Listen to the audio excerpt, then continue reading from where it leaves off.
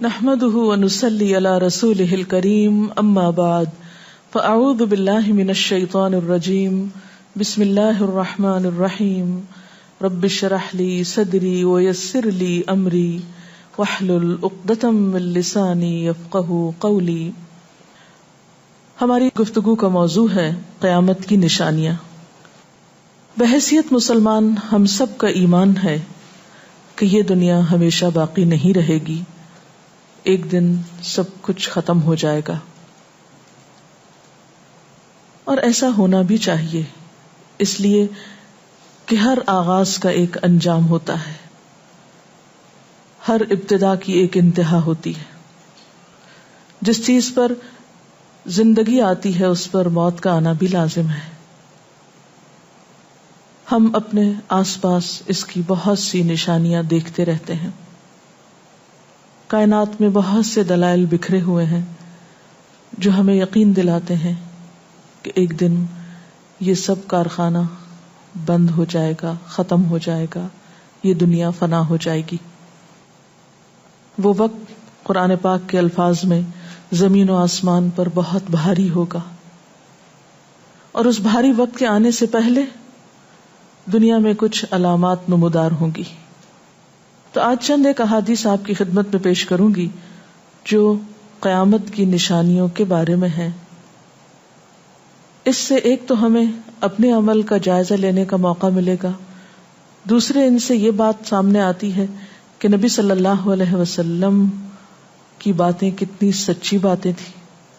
وہ لوگ جو حدیث کا انکار کرتے ہیں یا احادیث کا مذاق اڑاتے ہیں، وہ ان احادیث کی روشنی میں آج کے حالات کو دیکھ سکتے ہیں کہ آپ صلی اللہ علیہ وسلم نے اللہ تعالی کی بھیجی ہوئی وحی کی روشنی میں جو باتیں فرمائیں آج وہ ہم اپنی آنکھوں سے دیکھ رہے ہیں. بہرحال اس وقت میرے سامنے حضرت ابو ہریرہ رضی اللہ تعالی عنہ کی حدیث ہے جسے ابن خزیمہ نے روایت کیا ہے. رسول اللہ صلی اللہ علیہ وسلم نے فرمایا، قیامت کی نشانیوں میں سے ہے کہ آدمی مسجد کے پاس سے گزرے گا مگر اس میں 2 رکعتیں ادا نہیں کرے گا. آج کتنے ہی لوگ ایسے ہیں کہ جن کے گھروں کے سامنے مسجدیں ہیں، وہ دن رات مسجدوں سے آوازیں سنتے ہیں لیکن مسجد کے اندر نہیں جاتے. نبی صلی اللہ علیہ وسلم کے زمانے میں اس بات کا تصور ہی نہیں تھا کہ کوئی شخص اپنے آپ کو مسلمان کہے اور پھر وہ نماز نہ پڑھے. اسی لیے ہم دیکھتے ہیں کہ منافقین ہر حال میں مسجد میں پہنچتے تھے، بلکہ انہوں نے اپنی ایک الگ مسجد بھی بنائی تھی یا مسجد نامی عمارت بنائی تھی. لیکن قیامت کے نزدیک مسجدوں کے پاس سے گزرنے والے مسجد نہیں جائیں گے. ایک اور حدیث میں آتا ہے، حضرت انس فرماتے ہیں رضی اللہ تعالی عنہ کہ اللہ کے رسول صلی اللہ علیہ وسلم نے فرمایا، لوگوں پر ایک ایسا دور آئے گا کہ ان میں اپنے دین کی حفاظت پہ صبر کرنے والا اس شخص کی مانند ہوگا جو آگ کے انگارے کو اپنی مٹھی میں تھامنے والا ہے. یعنی دین پر استقامت اور دین پر عمل اتنا مشکل ہو جائے گا بعض اوقات کہ جیسے ایک انگارہ ہاتھ میں لینا کہ انسان نہ لے سکے اور نہ پھینک سکے. ایک اور نشانی جو آپ صلی اللہ علیہ وسلم نے ہمیں بتائی وہ یہ کہ زمانہ قریب آ جائے گا، عمل میں نقص واقع ہوگا اور بخیلی پیدا ہو جائے گی، دل تنگ ہو جائیں گے. ایک اور حدیث میں آتا ہے کہ بخیلی کا عام ہونا قیامت کی نشانیوں میں سے ہے. آج آپ دیکھیں کہ بسا اوقات انسان کے پاس اللہ کی دی ہوئی بے شمار نعمتیں ہوتی لیکن انسان ان نعمتوں میں کسی کو شریک نہیں کرتا. چھوٹی چھوٹی باتوں کو مائنڈ کر جانا، چھوٹی چھوٹی باتوں پہ ناراض ہو جانا، چھوٹی چھوٹی چیزوں کو حد سے زیادہ محسوس کر لینا، یہ سب کچھ شح کی وجہ ہی سے تو ہے، بخل کی وجہ سے ہی تو ہے. بخل صرف مال میں نہیں ہوتا، بخل تمام نعمتوں میں ہوتا ہے اگر ان میں اللہ کے دوسرے بندوں کو بطور شکر کے شریک نہ کیا جائے.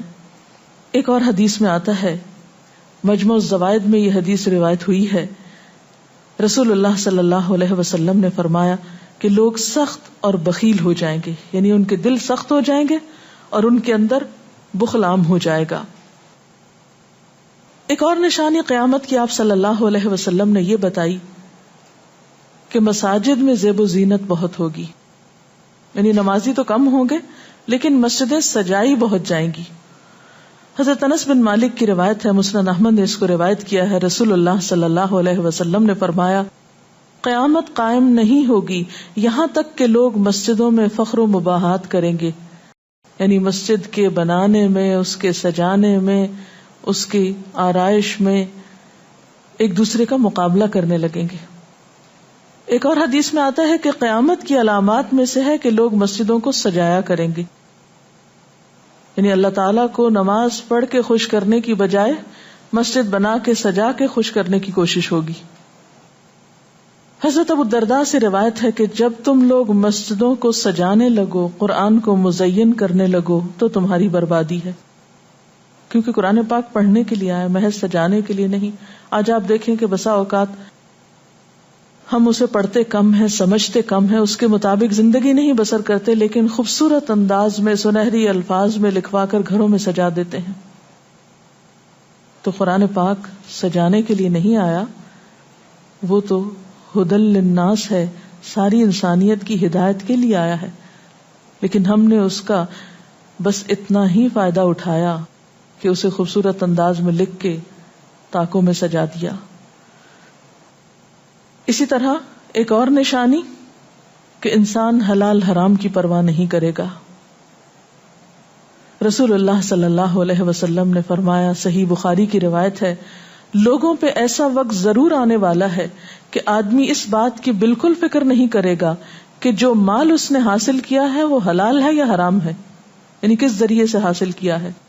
ایک اور حدیث میں آتا ہے کہ قیامت سے پہلے سود پھیل جائے گا. ایک اور روایت میں آتا ہے کہ ہر شخص تک اس کا کچھ نہ کچھ غبار پہنچے گا، یعنی کچھ لوگ تو براہ راست اس میں انوالو ہوں گے اور کچھ لوگ انڈائریکٹلی اس سے متاثر ہوں گے.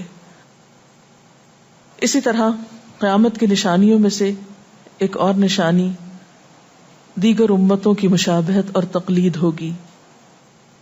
حضرت ابو سعید رضی اللہ تعالی عنہ سے روایت ہے، رسول اللہ صلی اللہ علیہ وسلم نے فرمایا، تم اپنی سابقہ امتوں کی ایک ایک بالشت اور ایک ایک گز میں اتباع کرو گے، یعنی چھوٹے سے چھوٹے معاملے میں اور بڑے سے بڑے معاملے میں ان کی پیروی کرو گے، حتیٰ کہ اگر وہ کسی سانڈے کے سوراخ میں داخل ہوئے ہوں گے، یعنی گوہ کے سوراخ میں، تو تم بھی ان کی پیروی کرو گے، اس سوراخ میں بھی گھسو گے. ہم نے پوچھا، یا رسول اللہ صلی اللہ علیہ وسلم، کیا آپ کی مراد یہود و نصارہ ہیں؟ فرمایا، پھر اور کون؟ اور آج ہم مسلمان دیکھ سکتے ہیں کہ ہم کس کی پیروی کر رہے ہیں، کتاب اللہ اور سنت رسول اللہ صلی اللہ علیہ وسلم کی یا کسی اور کی. قیامت کی نشانیوں میں سے ایک نشانی زلزلے بکثرت آئیں گے. حضرت ام سلمہ سے روایت ہے، مسند احمد میں یہ روایت آتی ہے، رسول اللہ صلی اللہ علیہ وسلم نے فرمایا، قیامت سے پہلے موت کی سخت وبا پھیلے گی، پھر زلزلوں والے سال آئیں گے. ایک اور روایت میں آتا ہے، قیامت کی نشانیوں میں سے ہے کہ ناگہانی موت کثرت کے ساتھ ہوگی، یعنی اچانک ڈیتھ، یکا یک بیٹھے بیٹھے فوت ہو گئے. امام بخاری نے اس حدیث پر کچھ شعر بھی لکھے ہیں جن کا ترجمہ ہے، فارغ وقت کو غنیمت سمجھ کر کچھ رکوع کر لو، یعنی فارغ بیٹھنے سے بہتر ہے کچھ نوافل پڑھ لو، قریب ہے کہ تیری موت اچانک واقع ہو. تم کتنے ہی صحت مند لوگوں کو دیکھتے ہو جن کی صحت مند جانیں اچانک فوت ہو جاتی ہیں، یعنی ختم ہو جاتی ہیں. حافظ ابن حجر عسقلانی جنہوں نے بخاری کی شرح لکھی ہے فتح الباری، وہ کہتے ہیں یہ عجیب اتفاق ہے کہ امام بخاری خود بھی اسی طرح اچانک فوت ہوئے تھے.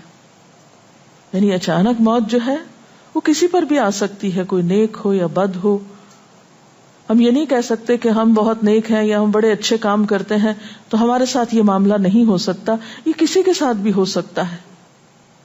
اس لیے جو وقت آج ہمیں حاصل ہے، جو لمحات آج ہمیں ملے ہیں، ان کو غنیمت سمجھیں اور نیکی کے کام میں پیچھے نہ رہیں. پھر قیامت کی نشانیوں میں سے ایک نشانی یہ بھی بتائی گئی کہ لوگ جان پہچان والوں کو بس سلام کریں گے. عامر بن اسود فرماتے ہیں رضی اللہ تعالی عنہ کہ ہم حضرت عبداللہ بن مسعود کے ساتھ ایک مسجد میں گئے تو جماعت کھڑی تھی، پھر لوگوں نے رکوع کیا اور ہم بھی رکوع کرتے ہوئے ساتھ شامل ہو گئے۔ اتنے میں ایک آدمی آیا اور کہنے لگا، ابو عبد الرحمن، یہ عبداللہ بن مسعود کی کنیت ہے، آپ کو سلام۔ عبداللہ بن مسعود نے حالت رکوع ہی میں فرمایا، اللہ اور اس کے رسول صلی اللہ علیہ وسلم نے سچ کہا تھا۔ نماز کے اختتام پر کچھ لوگوں نے آپ سے پوچھا کہ آپ نے فلاں شخص کے سلام پر یہ کیوں کہا کہ صدق اللہ و رسول، اللہ اور اس کے رسول صلی اللہ علیہ وسلم نے سچ کہا۔ ابن مسعود نے فرمایا، میں نے نبی صلی اللہ علیہ وسلم سے سنا کہ قیامت کی نشانیوں میں سے ہے کہ سلام صرف پہچان والوں کو کیا جائے گا۔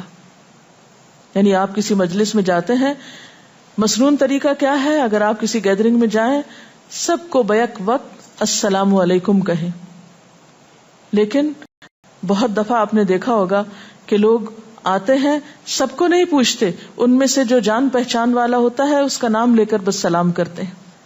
پھر اسی طرح ایک اور نشانی یہ کہ لوگ دعا اور طہارت میں زیادتی کریں گے۔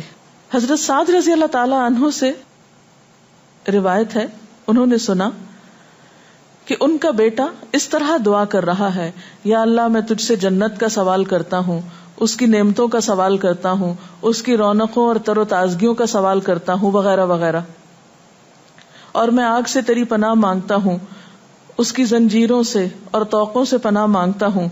تو حضرت سعد نے فرمایا، تم نے اللہ تعالیٰ سے خیر کثیر کا سوال کیا ہے اور ضرر کثیر سے پناہ مانگی ہے، جبکہ میں نے رسول اللہ صلی اللہ علیہ وسلم سے سنا کہ ان قریب ایسے لوگ ہوں گے جو دعا میں زیادتی کریں گے۔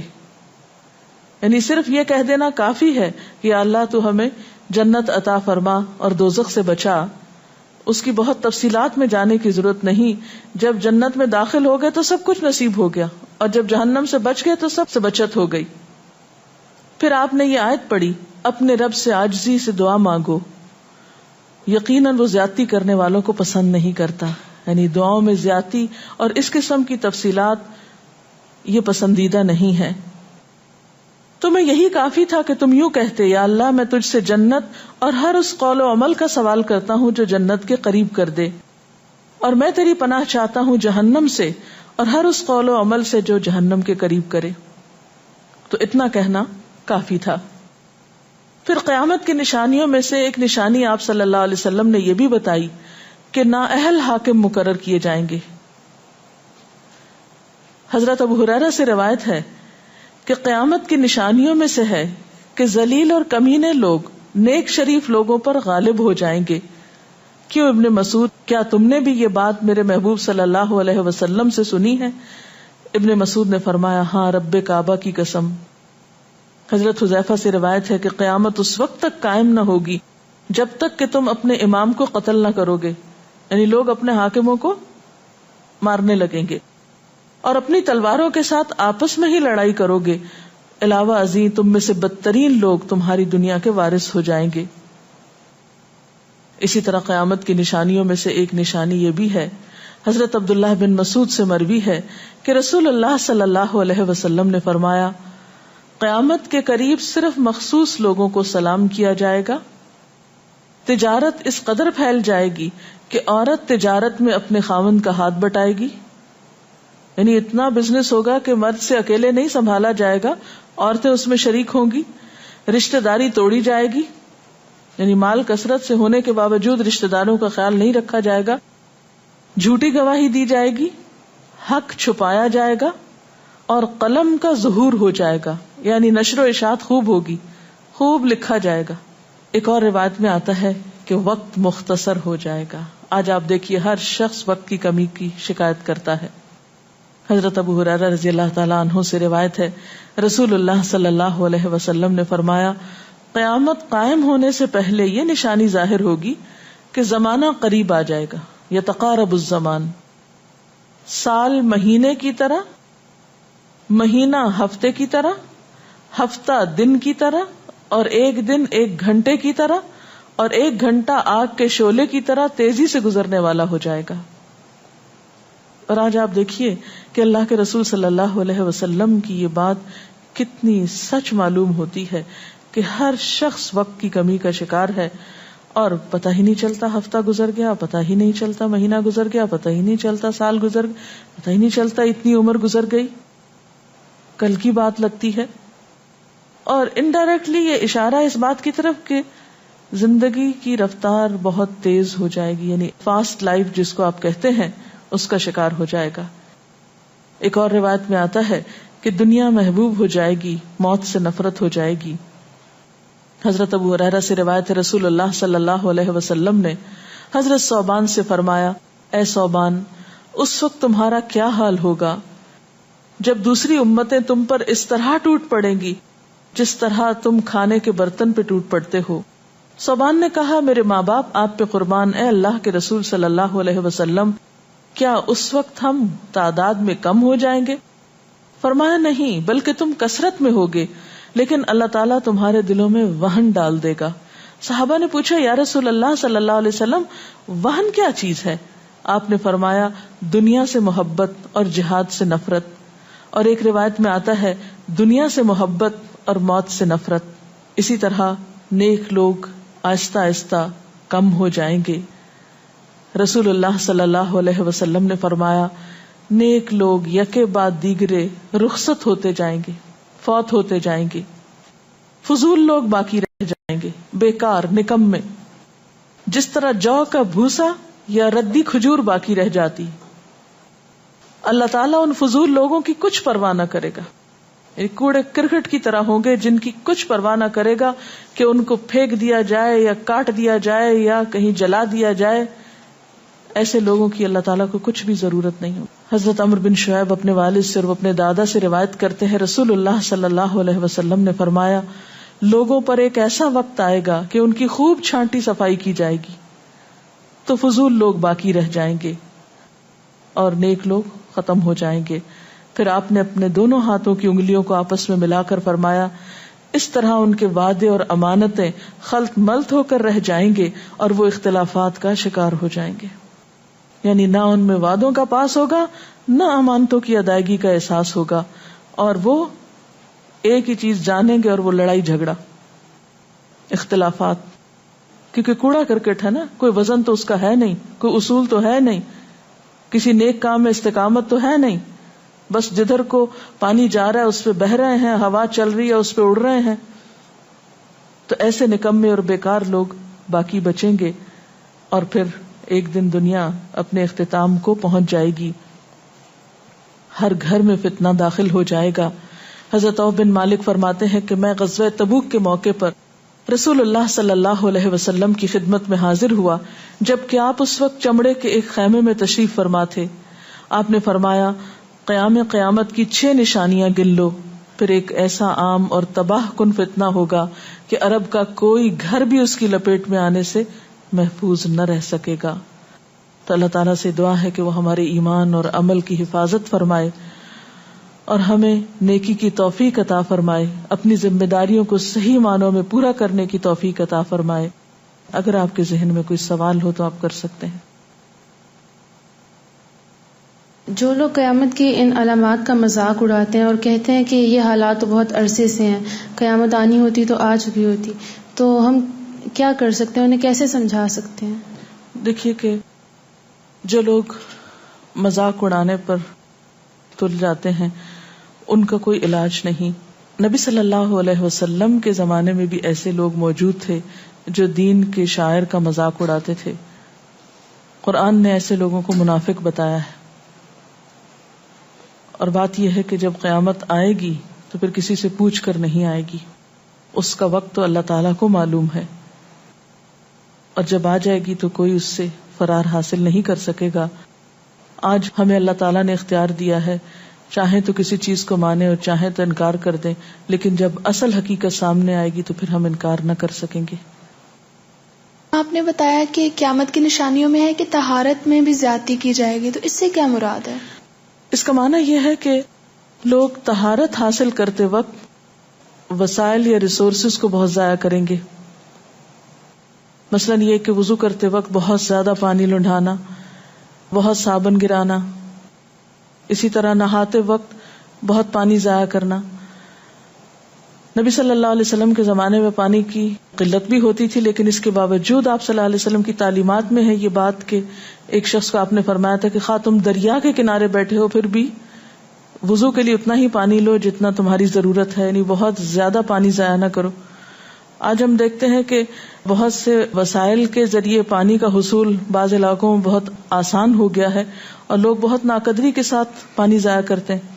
مثلاً بعض دفعہ دیکھا گیا ہے کہ برش کرنے کے وقفے میں ٹیپ کھول دی جاتی ہے، بعض اوقات 5 منٹ تک ٹیپ میں سے پانی بہتا رہتا ہے اور آرام آرام سے لوگ اپنی طہارت اور صفائی کا اہتمام کرتے رہتے ہیں.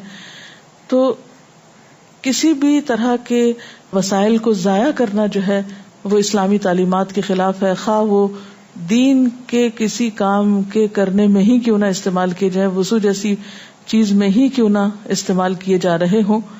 تو طہارت میں مبالغہ آرائی کا مطلب یہی ہے، وسائل کا ضیاع. دعا میں زیادتی کا مقصد کیا لمبی دعاؤں کا بھی مراد یہ ہوگا؟ اصل میں دعا تو حسب ضرورت کی جا سکتی ہے، حسب موقع. کبھی آپ کے پاس وقت زیادہ ہوتا ہے تو آپ دیر تک بھی دعا کر سکتے ہیں، مخصوص اوقات میں، مخصوص قبولیت کی جگہوں پر.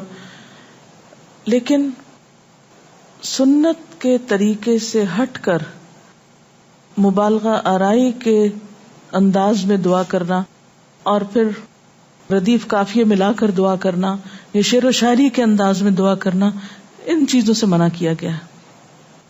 وآخر دعوانا ان الحمد للہ رب العالمین. سبحانک اللہم وبحمدک نشہد ان لا الہ الا انت نستغفرک ونتوب الیک. والسلام علیکم ورحمۃ اللہ وبرکاتہ.